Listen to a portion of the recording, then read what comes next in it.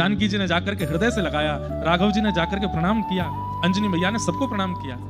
और हनुमान जी की स्थिति बोले जैसे कोई 2 वर्ष का बालक, 3 वर्ष का बालक सुबह अपने पिता के साथ कहीं चला गया हो और व्याकुल हो गया हो माँ से मिलने के लिए, और शाम को घर पे आते ही माँ की गोद में चढ़ जाए, माँ के केश पकड़ लेवे और माँ के साथ खेलने लग जावे, बार बार उनको आलिंगन करने लगे।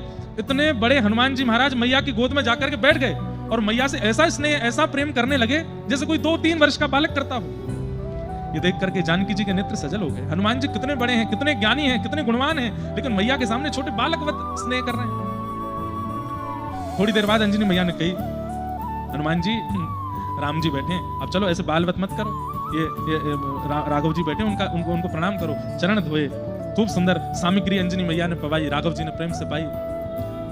पूरी लीला हनुमान जी सुना रहे हैं, मैया हमने ऐसे किया, वहां से फिर हम लोग पंपा सरोवर गए और उससे आगे फिर हम गए, और मैया मैं गया वहां से सीता जी की सुध लेकर के आया, राम जी की कृपा से सब हुआ। उसके बाद फिर हमने राघव जी को लेकर के गए, इतना विशाल समुद्र, हमने सेतु बनाया, सेतु बना करके लंका गए। ये सब बातें सुनकर के अंजनी मैया के मुखमंडल पर प्रसन्नता नहीं थी।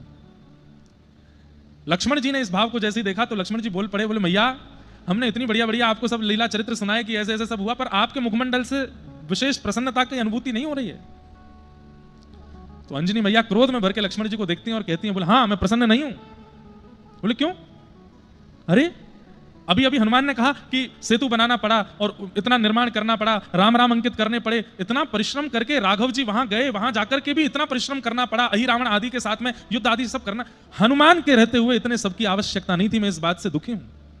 ये हनुमान है, ये एक बार लंका गया था, वहां जाकर के अपने पैर के अंगुष्ठ का भी यदि तीव्र प्रहार लंका पर कर देता तो संपूर्ण की संपूर्ण लंका नगरी रसातल में चली जाती।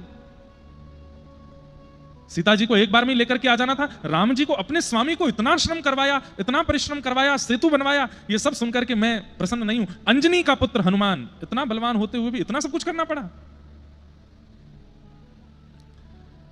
लक्ष्मण जी महाराज आसपास कुछ और बानर भी खड़े थे, उनकी ओर देख करके ऐसा भाव करने लगे, कोई अपने पुत्र की इतनी प्रशंसा करता है क्या?